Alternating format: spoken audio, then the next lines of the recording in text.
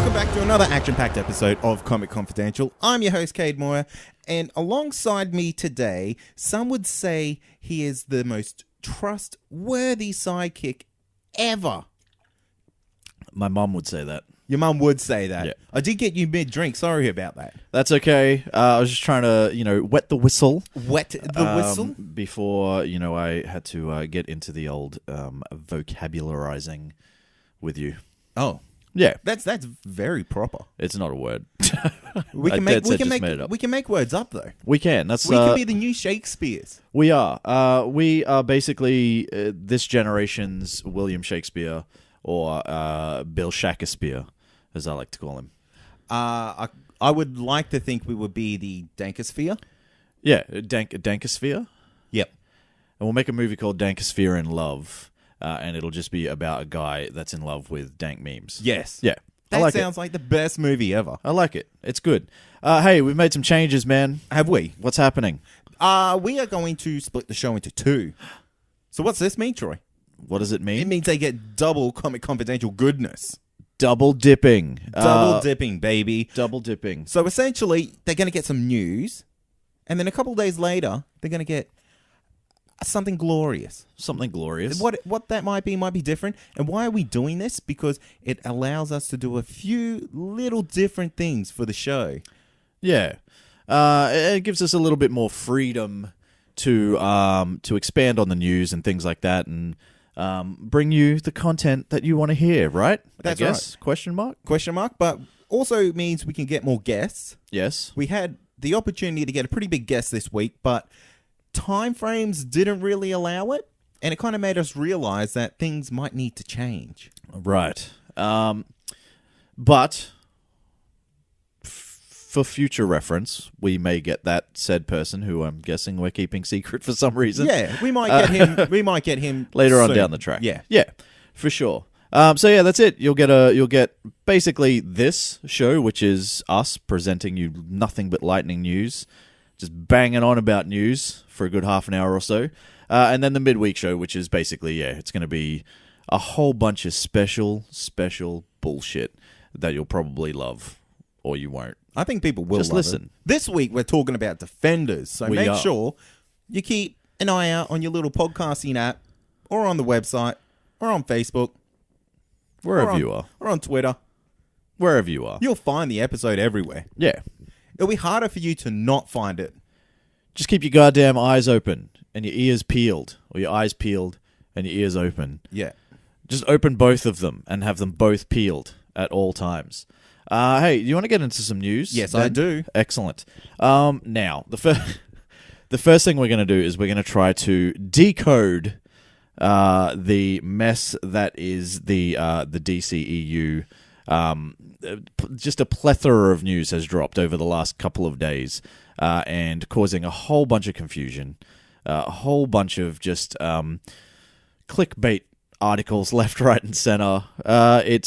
So we're going to try to decode it, and we're basically going to try to break it down and see if we can make sense out of it. Look, I've never seen more clickbait in 1 week's worth of news than I have this week.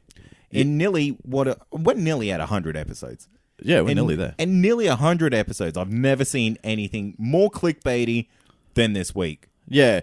Look, there was some genuine news. There were some quotes from sources. There was misinterpreted or misspoken words from people.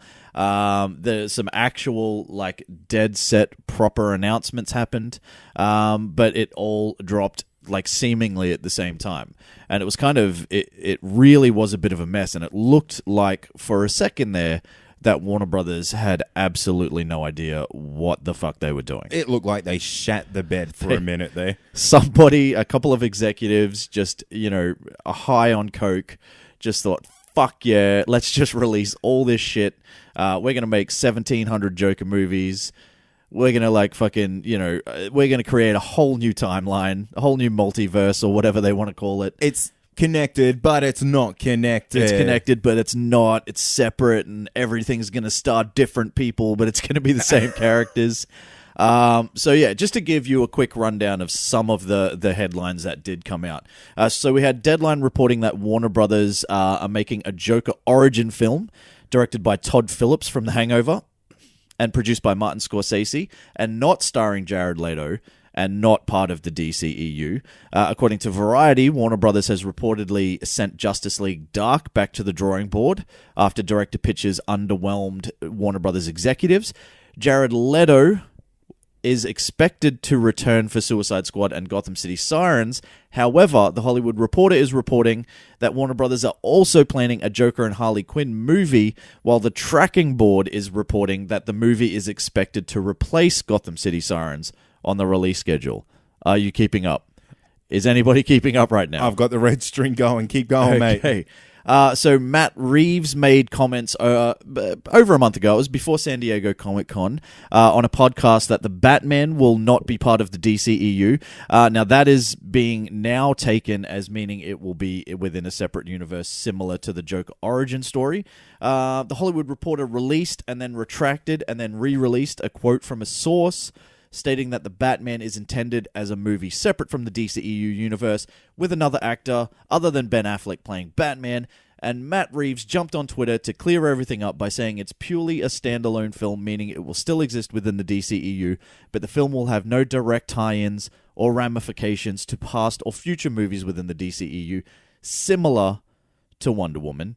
However, he didn't address anything about Ben Affleck, and the internet is still shitting its pants because of that. Wow. So. Okay. Let's decode the Magician's Code again. Magician's Code Part 2. Where do you want to start? I guess we'll start with this Joker origin story. Yeah, okay. Now, so it seems like Warner Brothers are creating a completely separate... It's like a separate universe. So the characters would exist within the DC as it stands, but they would be able to create different stories using different actors. So in the sense, like in the spirit of that, they're doing a Joker origin story starring somebody, younger than Jared Leto, because Jared Leto he's about 45. So that's quite easy to do. If you're going to do an origin story, you could easily get someone half his age to play a young Joker coming up. The question would be whether we actually need this movie or not at all. Yeah, I don't think we do. I don't know if the Joker would really have that great of a backstory, and it's not really flushed out great in the comics or animated movies. The Killing Joke, perhaps? Would you call that his origin story? It's just a take on it again. I mean, the biggest thing about the Joker is that he is relatively mysterious. So we actually don't really know a lot about him, and there's a lot of theories going on about who he could possibly be and stuff like that. And I think the best part about that character is we don't really know. Exactly. And you don't really want to know, where he's from, what he did, how he got to be who he is, how, like, what his friggin' real name is and all that sort of stuff. Like, it's not really something that you really want to know. However, I would be slightly interested in, the fact that it does have Martin Scorsese attached. Yeah, but he's only producing, though, isn't he? He's producing, but if he's producing if he's right anything way, like Michael Bay, yeah, he will have his fingers deep within the pie. Indeed, he'll have his whole fist in there. Okay, let's look at this in a fresh angle, right? Right. We love the DC animated movies. Correct. Now, would you say they're not connected to the DCEU? Yes. Yep. Do you hate them? No. In fact, they're but probably more enjoyable. Some would say. Now, could this be a bad thing? How so? In the sense that, do you think we'll be muddying the waters if we had two different Jokers going on at the same time? Or do you think people will understand, yeah, cool, they're different? I think it would need to be the same Joker. I understand it taking place within two different time frames. Yeah. Like, that makes perfect sense. If that's what you want to do, if you want to go out and start doing origin stories, that's fine, right? But it would need to be the same character that they are building towards. Yep. So if it's the DC cinematic universe, if you want to call it that, then it should be within the same. So this character, whoever we are looking at in this, this Martin Scorsese produced film, needs to eventually become Jared Leto's Joker. Yep. That's how I would want to see it. If it is meant to be a completely different Joker altogether, then that is not something we need. We don't need to see another movie about Batman if it's not the Batman that we're already seeing. Yep, of course. While we currently have a Batman. If that wasn't the case, then that would be fine. So you don't think it would work in the sense that the animated movies work? No. Yep. I don't think so. I think it would be much too confusing. Yep. For casual viewers. Oh, absolutely. I think origin stories are fine. And if you want to have a different actor, like I said, to portray a younger version of said character. Totally cool. Totally cool. Because they have created a slightly older universe, especially when you're looking at the Joker as Jared Leto's 45, Ben Affleck is 45. Like, these people are, they're at the older end of the scale insofar as being superheroes. So it makes sense that you could do that. But they have to progress to eventually become the characters that we've already seen. I agree. In my mind. They haven't clarified exactly what is going to happen with that and whether that's the case. And until they do that, it's not really going to be clear what is happening at all. All we know is that we do have that, and we do have Joker and Harley Quinn coming up as well. And that makes sense that would replace Gotham City Sirens. Yes. Now, this movie, I do want to see this. And you know what I want to see? What? Them killing Robin. Ooh. Yeah, okay. That's a part in DCEU that just hasn't been filled in. And I feel like that would just slot perfectly in there. Yeah, so it does kind of bounce within the timeline, which is fine. Like, you can do that. Jared Leto is some kind of immortal, eternal, youthful He's a vampire child. The guy looks like he's 20. Yeah. So you could do that easily with both him and Margot Robbie. And that'd be a good story. Like, that's probably something that people want to see. Ultimately. Now, they need amazing. They need to wait for Suicide Squad 2 to be done. And Jared Leto is reportedly supposed to make an appearance in that movie as well, as is Margot Robbie. Now, both of them are... It's an interesting thing. So, Warner Brothers kind of currently, based on the contracts that they have preference over what these actors do within, like, their kind of their studio, their universe. That only lasts a certain amount of time. And then what happens is they basically drop from being first preference to second, and then technically the actor can then go and do whatever they want. So right now, if Warner Brothers says, I want you to do this, then they have to kind of go, okay, that's what we'll do, even if they have other projects in the pipeline. Once the contract expires or, gets to a certain point in time, then they lose that preference. And then, if Jared Leto said, nah, I'm going to go do this movie about being an immortal, eternal, youthful vampire type dude that's a rock star / actor. The Jared Leto story. I'm going to go and do that instead. And Warner Brothers don't really have a leg to stand on. Yeah, cool. Yeah.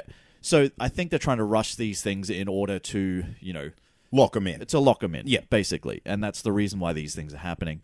It does make sense that they would want to capitalize more on those two characters in particular. They're the most bankable, the most recognizable, the fan favorites. Yeah, well, maybe not so much after Suicide Squad, but the characters themselves are fan favorites for sure. And while not everybody was impressed with Suicide Squad, I do think there are enough people out there that really want to see this story either continue or a different timeline version of this story. Yeah, definitely. So that makes sense. So hopefully that clears that up why that is all happening. Now, this whole Matt Reeves business is a little bit... This is people jumping the gun. Oh, big time. This is almost not even newsworthy.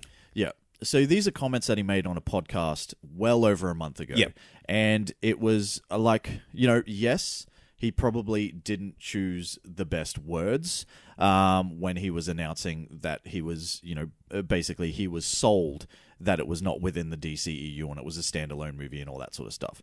What he meant was that there's no fucking Superman. Yeah. There's no Wonder Woman. It's just himself, baby. Yeah. He meant it as a standalone, and it will have no actual, ramifications to other movies, like I said before.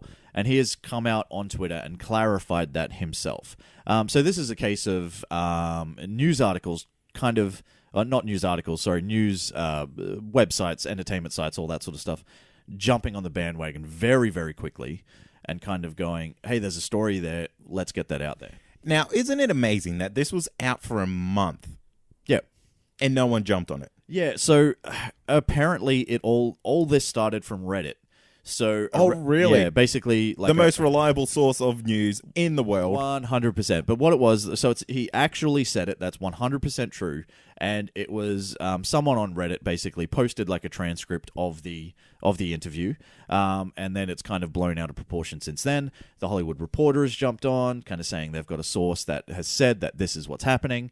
Up to and including it being a different actor other than Ben Affleck, in this thing. But their story was very, very specific. It said that this movie will not take part in the DCEU, and that has turned out to be false. Mate, From the words of Matt Reeves himself. Mate, I have not seen so much, hype. I'm calling it hype. Yeah. People want this movie bad. Yeah. And, even the haters are making up news about it. Yeah. They want it secretly. They secretly want it. They do. Yeah. It's like, when you're a kid and you really like a girl, but you don't know how to act, so you just pull her hair. Yeah, you're mean to her. Yeah. Yeah. That's what I did. Yeah. But That's what I still do. Yeah. Yeah, same. But yeah, I don't know. Maybe that's what they're doing. Maybe it's not. I don't know. It's just so obscure. You never hear about this with any other type of movie out there. Ever. And I've said this before. And I find it almost ludicrous that the Batman out of everything seems to get slammed the most. Yeah, now it's crazy. And, this was a question that we had. I threw it out there as I always do, asking for listener questions. And this was a question that I was going to save for the listener question section, but we're kind of already talking about it, so we may as well address it. And it's from Percy Thrillington, the amazingly named Percy Thrillington on Facebook. Is that a real name? It's not a real name. No. I'm sure. No. Percy Thrills, all right. He does. Now, he has said, considering the lightning quick reaction the internet media have had with any negative DCEU news, do you think there is a bias on their part? Absolutely. You do? I feel like they're the easy target. Yeah. And that's easy clicks. Yeah. That's what it is. Yeah. See, I would lean more towards that and say that maybe there's not necessarily a bias, but these internet websites and things like that, they know that this crap will get clicks. Yeah, absolutely. They have people on standby waiting to put these stories out with, the whole thing is doomed and all that sort of stuff, because they know that it's going to generate conversation, and they know people will click, whether they're pro or con or whatever they are. They will get clicks because people will want to talk about it. And that might be as simple as somebody clicking on it just to comment and say, fuck, I hate your shit. Yeah, absolutely. You know what I mean? You jump on there anytime and you'll see 50% are like that. Now, we only spoke about this last week because we're now, with the whole Captain Marvel. Yeah.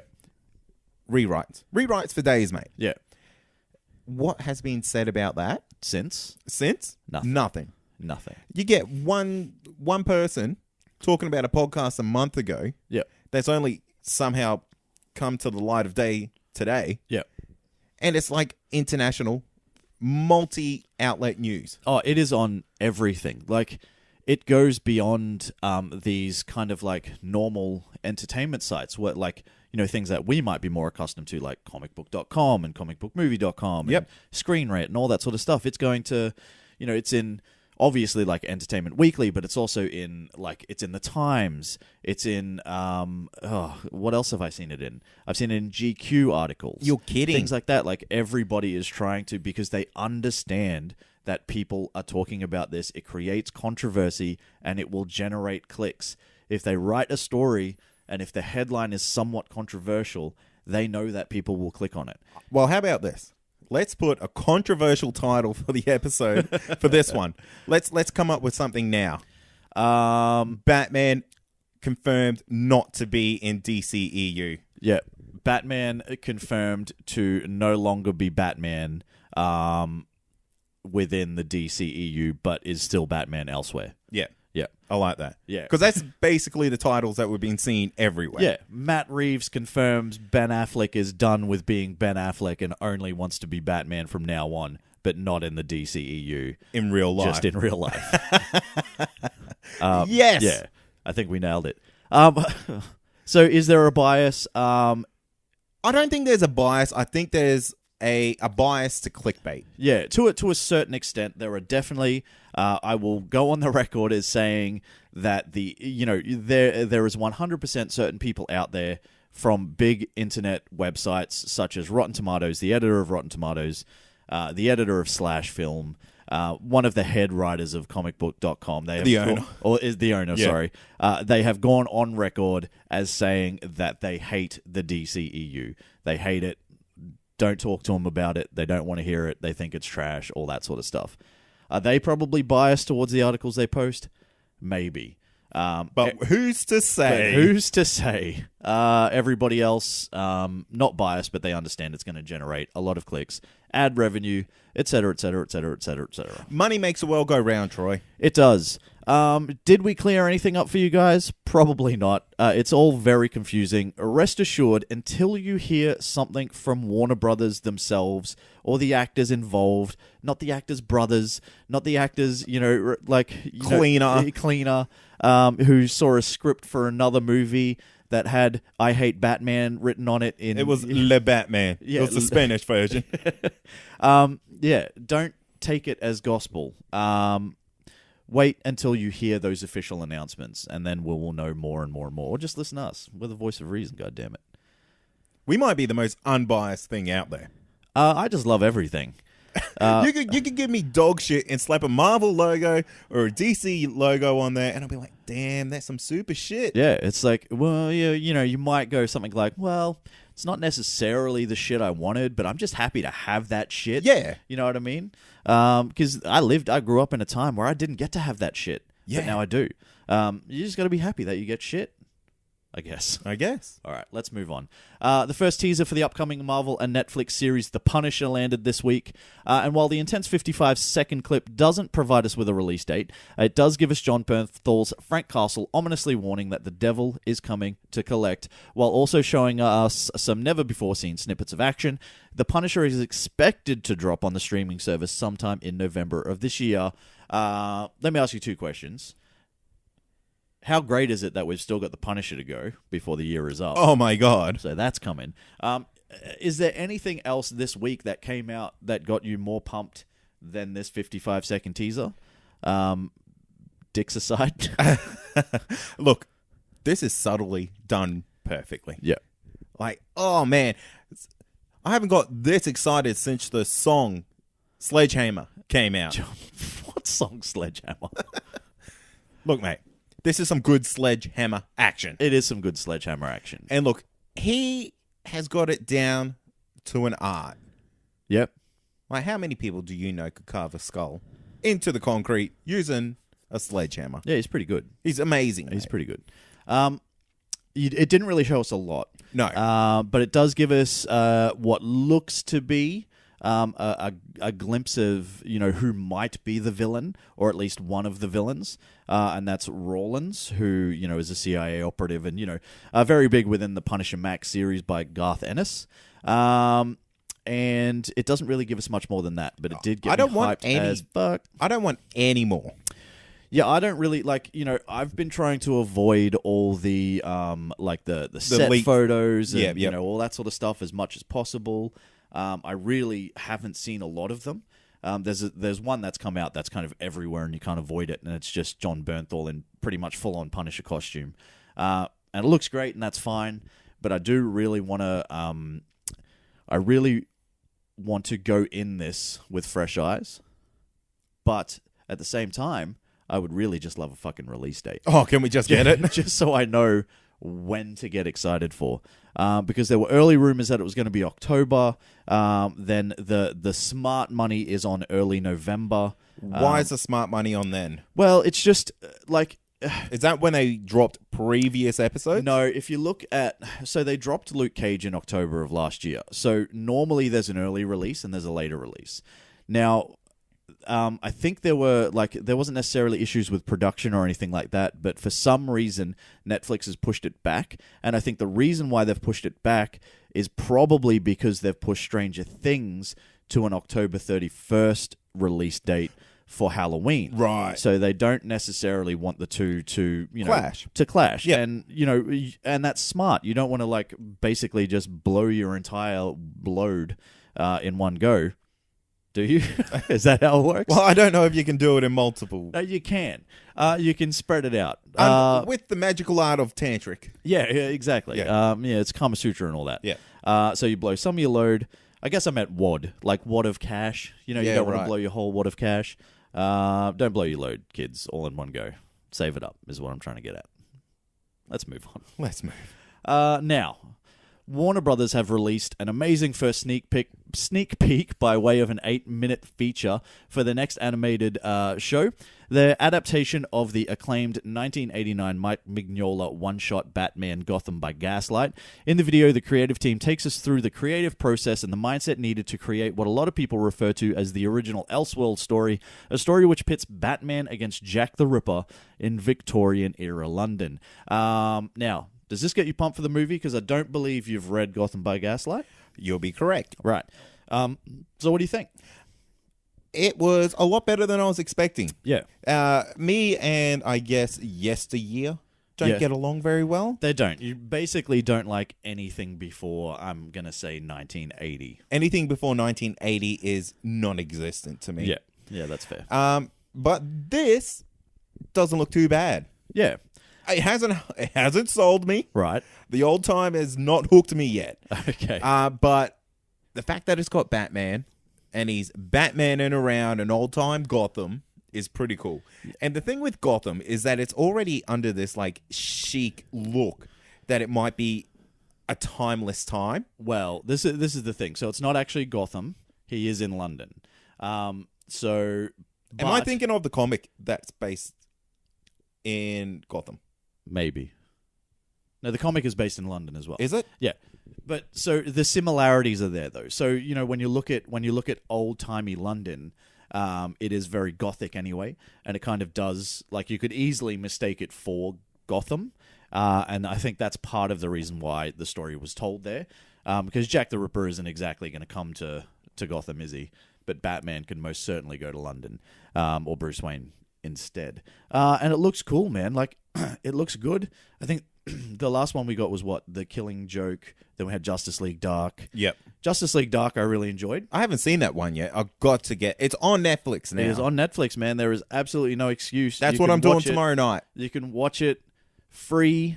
You can watch it, like, morally sort of, like, intact, like knowing that you haven't actually illegally downloaded it. So you had better get onto it. It's pretty good.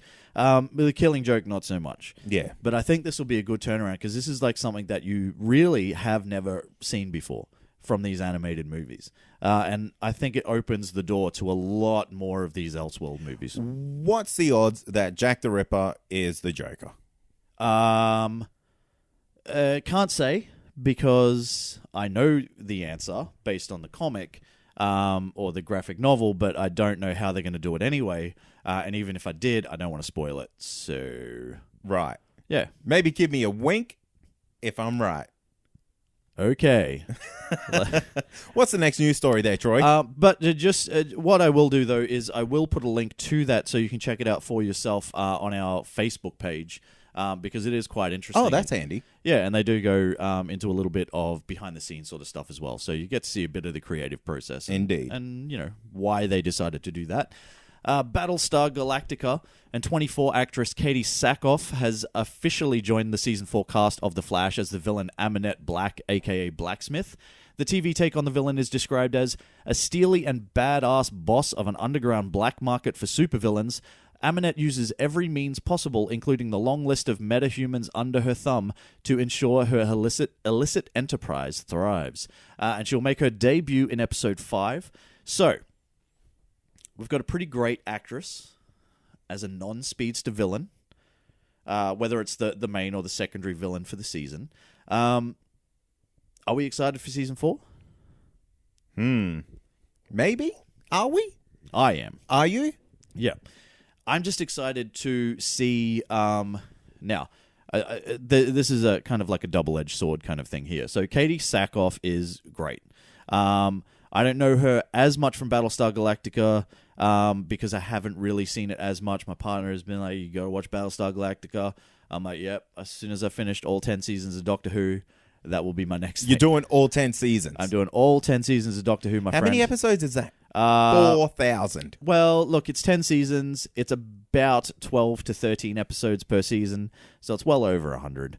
So I will get there eventually, and I'm about 17 episodes down. Wow. So I've got a long way to go, but I did want to start from the start.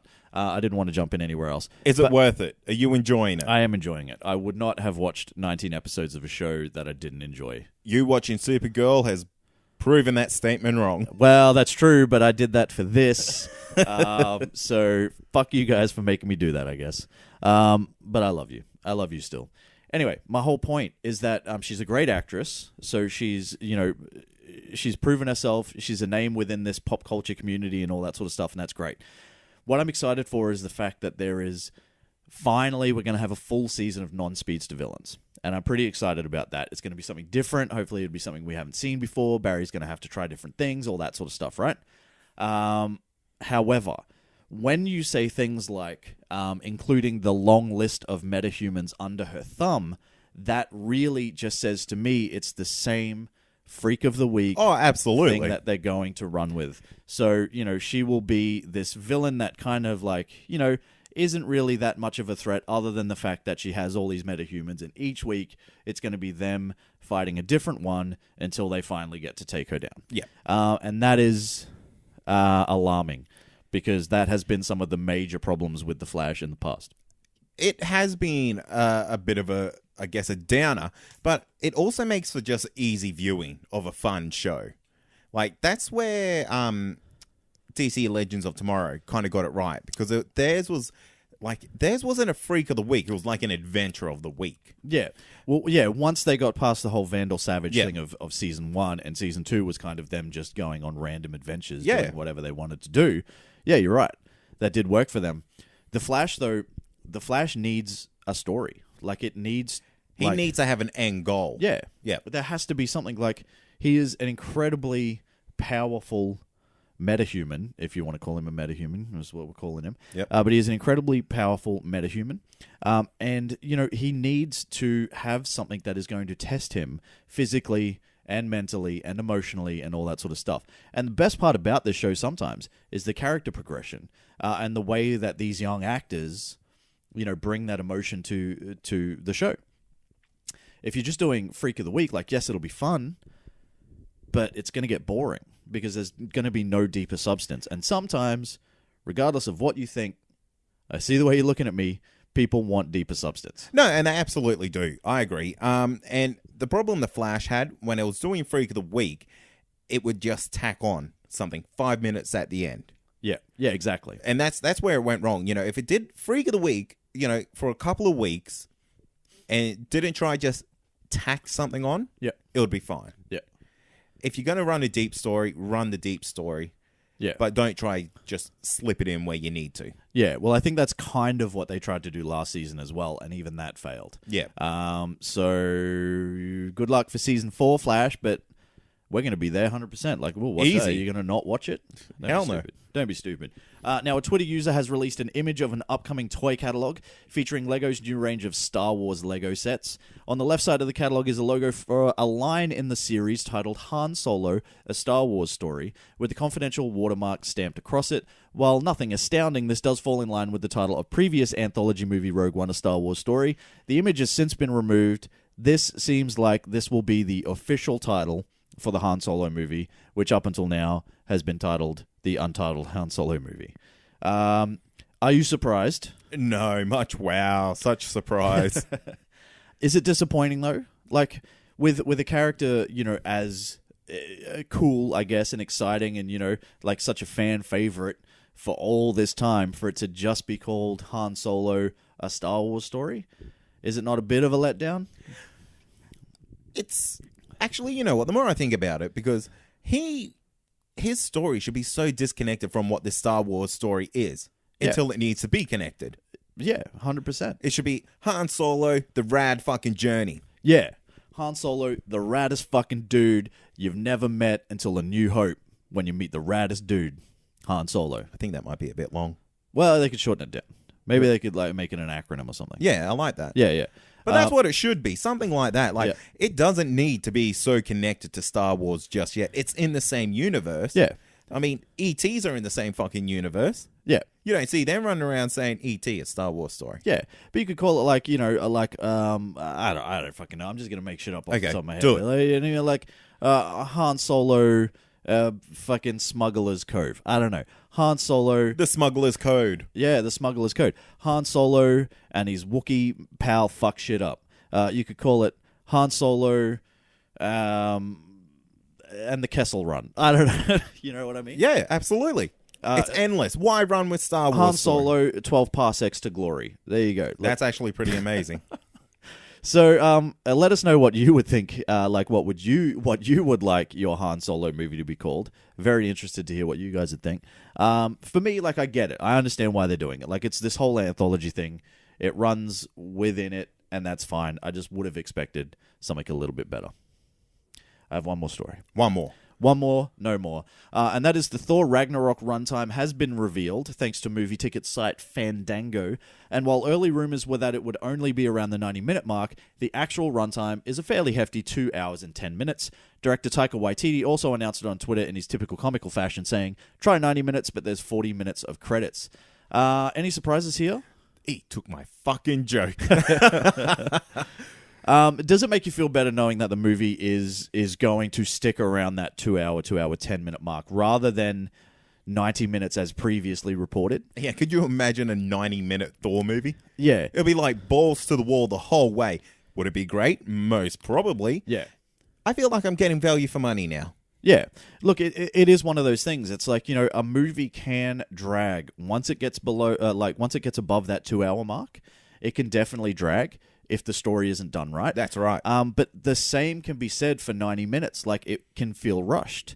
Now, 90 minutes might work well for a comedy or like a romantic comedy or, you know, maybe just a flat-out action movie that doesn't really have a plot or anything like that. Think anything with Van Damme in it for, you know, for starters. I swear those movies barely cracked an hour sometimes. Yeah, probably. I think that was just 15 minutes of Van Damme doing the splits and showing his butt. Yep.